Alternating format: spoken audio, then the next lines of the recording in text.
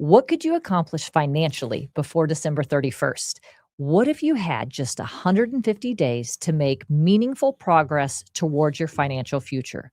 Whether your goal is saving more, reducing debt, lowering taxes, or protecting your family, the decisions you make before the end of the year could have a lasting impact. Welcome to Paladin Financial Talk. I'm your host, Nikki Foley, and today I am joined by feature advisor Jeff Quick. Welcome, Jeff. Hi, Nikki. Let's do this. All right, let's get started. You are kicking off a new 4-part series for us. And so let me tell you a little bit about the series that we're doing. So the advisors here at Paladin Financial, we're going to share some really practical strategies to help finish up the year strong. And I can't believe we're talking about like year end, but actually, you're halfway through the year. We're starting to look at the other side of things. And so this episode, we're going to focus on one area where small intentional actions today can create meaningful financial results for tomorrow. And so in this episode, we're going to discuss how to choose one meaningful financial goal for the rest of the year to build a simple plan to accomplish before December 31st. Sounds good. I think this speaks to you. Let's talk a little bit about you for a second, Jeff. Sure. So I want to brag on you for a minute. You have been in the industry for 20 plus years. You played lots of roles in the industry, actually. Yes. And so you have been on the banking side. You have been in more of a like the back office and the client service side. You have worked in the tax side. So you have done a lot of things in this industry, which I think is fantastic to be able to see different perspectives to really understand what's going on. But you've been serving clients for now, gosh, is that the 20 plus years, 15 plus years, like working hand in hand with our clients. And so you have your multiple licenses here. You're set up as a fiduciary. But what I feel like this series speaks to you is you like to keep it simple. Yes. Like, let's not overcomplicate all of this, but your thoughts are really rich. And so what did I miss out, or what should we share about you that I didn't cover there? Oh, geez. I guess the main thing for me is I just want to know why are the clients meeting with me? If it's a new client, why are they there? Like, it's really simple. Why are we sitting here talking today? What can I help you with? Yeah, absolutely. Sometimes you can get really lost in all the details because this industry gets so complex. The jargon is so rich. And so that's what we're going to do today. We're going to keep this simple. Okay. I'm going to ask you a series of questions, if that sounds good. And we'll walk through a little bit about our process. And then at the end, you're going to give us that aha of what we should be focusing on. All right. So Jeff, most financial goals fail because they're too broad or they never turn into action. So I want to start by giving a glimpse into our appointment process. One of the first questions that we like to ask every new client is, what are your goals and dreams? And it sounds like a simple question. How does that conversation really go along the way here? It goes one of two ways. A lot of times people are silent, like they haven't given it any thought. So they really don't know what to say. Mm-hmm. And it usually starts off quite simple or broad. They have an age they would like to retire by often. They want to retire by the age of 60, or they want to travel more. It's usually pretty simple. And for me, the important part is just getting clients to slow down a little bit. Yeah. And a lot of people say they want to travel more. So then the first question for me, which might be different from others, is, do you travel now? Sure. A lot of people think they're going to do stuff during retirement, but if you're not doing it right now, the chances of you really making a big change and all of a sudden starting to travel, if you've never done it before, it's probably not going to happen. Yeah. So that's, where do you want to travel?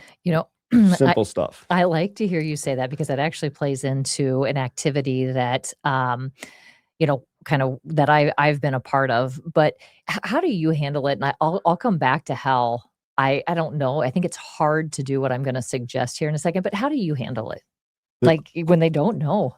Yeah, I mean, really, it's what do they like to do? And oftentimes I'll start with, let's assume that all of your basics are covered. Yeah. You're financially secure for the most part. And if that were the case, what would you like to do? Yeah. And I like to get people to go beyond what they think they can accomplish and just tell me what you would do if these things were possible. Mm-hmm. And let's get as big a list as we can. And let's start there. And then if we can't do all of those things, let's figure out what's important to you and start to cut things down and really drill into the 2 or 3 or 4 things you really want to accomplish. And let's see if we can do those. I put you on the spot there a little bit, Jeff, because I was pretty sure that's what you're going to say. I've worked with you long enough to know how you do approach this. So this is getting a little technical for most people, but there's something called SMART goals. And SMART goals are taking it kind of to the next step. You say you want to travel. Well, tell me more. You have to be more specific. So the S is for specific. But what the process of a SMART goal, each one of those letters stands for something. So specific, measurable, and so forth. But by the time you get all the way through that concept or that activity of getting measurable and is it realistic and do I have other people on board that matter in your life? A lot of times you can pitch out one of those really easy Yeah. because you know what? I am never going to get all the way through and make this come to life. It's just not really realistic for me. Maybe that's the travel thing. Like you said, by the time you get and really think through it, I don't know that I can bring that to life, and I don't know that I wanna put the effort to bring it to life, and Yes. so, I know that you do push on people, let's make the entire list, and then let's kinda start working through them. And so an activity that is available that might help people when they think about going to a financial advisor, they think they're gonna talk about numbers the entire time. Well, it really Yeah. does start with, "What do you want this to look like? Yeah. What is the dreams and the goals?" And then we can start working from there. Yeah, the financial piece is typically the smallest, Yeah, right? A lot of that stuff isn't even within our control as advisors, right? It's based on their income, their savings, their personal risk tolerance. All those things determine how we end up investing the money. yeah. And so that becomes a very small part that I take care of behind the scenes and then bring that forth, and typically in that second meeting. Yeah, yeah, absolutely. And so this would be, I think, part of the challenge as we're listening today is if you aren't expecting to be asked, what are your goals and dreams? Start thinking about that because it is such a key piece and we keep coming back to it. So we make sure that as you change and as your life changes around you, that we're working towards what you want us to be working towards. Yeah. So let's talk about so we've talked about the exercise when you first meet someone. So how do you keep up with the clients thereafter? Are they keeping the topic of goals? Are you keeping that in front of them? How do those change? Are there certain financial goals or planning conversations that are recurring for you? Yeah, I mean, for sure, there's the obvious ones, but just in going back, sometimes people, as you mentioned, don't know that big picture. They're not there yet, Yeah, so it's really hard to picture that. So a lot of times for me, it's just let's just start small. yeah, And what do you want to accomplish over the next 12 months? yeah, And let's get that down. So when we do meet, and for most clients with me, it's on an annual basis. It's multiple contacts, but it's really one big annual meeting. And now we have something specific we can track and see if we accomplish those. If we didn't, is that still a goal of yours? yeah, And what can we do to make that come to fruition this year? But I mean, if I didn't talk about their goals every time I met with them, I'd be doing them a disservice. It's not a one-time thing. Set it and forget it. yeah. Life happens. Uh, maybe you're having grandkids are born. That changes your plans or your Mhm. priorities. A lot of things come up on a regular basis that we need to be aware of and make sure we're focusing on those small 12-month goals and then continue to focus on those long-term ones. We always talk about taxes, we always talk about savings, talk about investment performance, but those aren't as satisfying as having a goal and actually accomplishing Yeah, things, which then inspires them to go and create new goals, sometimes bigger. And let's go for that next thing. And that's when it really becomes fun and we have a relationship with the clients. I've sent clients lake homes. I know they want to buy a second home. I love to look at real yeah. estate. So if I come across something that fits what one of my clients may be looking for, I'll send them real estate listings.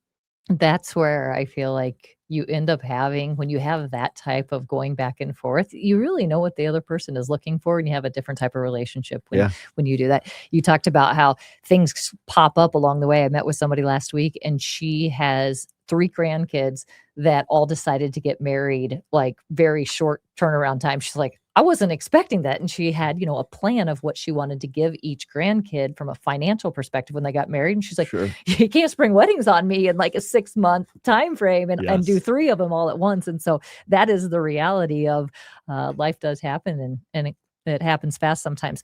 So the other thing that I think you said, Jeff, and you didn't put it in these terms, is sometimes you just need an accountability partner to go along with you or somebody that's going to quarterback a lot of this. And I know that I have a lot that I want to get done. Sometimes it comes easy and other parts of it doesn't come as easy. So knowing that I have to have a conversation and be accountable to things that we talked about certainly helps along the way. And that's just kind of human nature. It is. And you have somebody in me that's rooting for you to accomplish Yeah. these goals, which makes it more fun too. Yeah, Right? absolutely. That's a good perspective. That's the glass half full, is that you're not coming in to report something, but you're coming in to celebrate something. And Yeah. so that's such a good perspective, Jeff. So what are some examples of goals people can realistically accomplish before year end? It's kind of that time to start thinking about that. Yeah, I focus on November, last quarter. That's where there's still an opportunity. One simple one is maxing out your 401k plan if you have the ability. But if you can't max it out, that's just you don't have the means to do that. Let's increase that percentage that we donate on an annual, or that we contribute to our retirement plans on an annual basis to help get us closer. And that sets us up for a great kickoff for January. Look at taxes. Are there things we can do to reduce our taxes? As we're taking a look at that, maybe we deducted too much money and now we're going to get a refund. Maybe that's not our goal. So now we can contribute more. I focus a lot on taxes because of my background, because I know how big the expense is. If somebody's short of, let's say, that 12% tax bracket, maybe that's time to do some Roth conversions to take advantage of that. If somebody's edging into the next tax bracket, 22, 24, 28, maybe now we want to look at making some additional contributions to your IRA or your 401k, because now if you're in a 24% tax bracket, you put $100 in, that only costs you $76, Sure. right? You're getting more free money or more money back. You're saving more than you'd think so. So it might make sense to increase those contributions at year end. So those are a couple of really simple things I like to look at: the taxes and the brackets, and should we contribute more, or should we, spend more, maybe take a bigger withdrawal for the following year if we've got room in case an emergency comes up. Now we have money we paid 12% on, or a lower tax rate. So those are the biggest things I look at on a regular basis. So Jeff, what I heard you say is November is really decision-making time, and there's some key categories that impacts, as maxing out a 401k or increasing contributions or taxes, and making some key decisions around some of the tax piece of it, moving brackets around. But sometimes, because those are real dollars we're talking about, it takes some planning to start now. And so Yeah. that's why we are having this conversation so far out from the end of the year. But what a great opportunity to figure out, do I want to do this, or where does it fit into my priority list? Yeah, and as you get to the end of the year, maybe your plans might change, right? You may have had some expenses that came up that you didn't know about. Yeah. So now maybe you've spent more money, so there's ways to mitigate that, or you didn't spend as much as you thought. Maybe it's time you want to make some charitable contributions. There's time at year end to make some larger one-time contributions. If you've been doing it on a monthly or a weekly basis, well, maybe there's room for us now to make one more big one at the end of the year to reduce taxes and continue giving to those charities that we've chosen.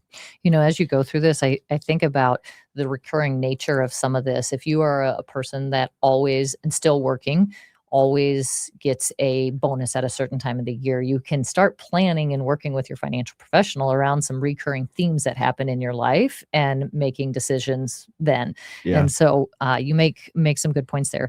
I talk about, and we say this in our office, when you're working with a financial professional, we help people retire every day. And so we retire lots of times, but the Yes. clients that we work with usually only retire once. And so it's so important to bring in some of this perspective where you are on repeat dealing with contributions and taxes and 401k max and all of those things, where you have it almost on autopilot on the things to think through. And that's not as commonplace for somebody that's getting ready to retire for the first time or going through some of this for the first time. Yeah, absolutely. So, Jeff, here we come to the big question. If you had to make one recommendation or just one financial goal that most people could realistically accomplish before December 31st, what would be that final recommendation? Yeah, I touched on that a little bit. I think the biggest thing is sitting down in that November timeframe and looking at your contributions that you've made, your tax withholdings, and taking a look at all of that, and then making smart financial decisions just based on those two factors. Because from November to December 31st, there's an opportunity to have a huge impact on your overall year. Maybe, like I said, it's charitable contributions, it's increasing those 401k contributions. Maybe you've saved up some excess money. Maybe your distributions were larger than you needed for the year. Maybe you cut off that last distribution for the month of December because you don't need it.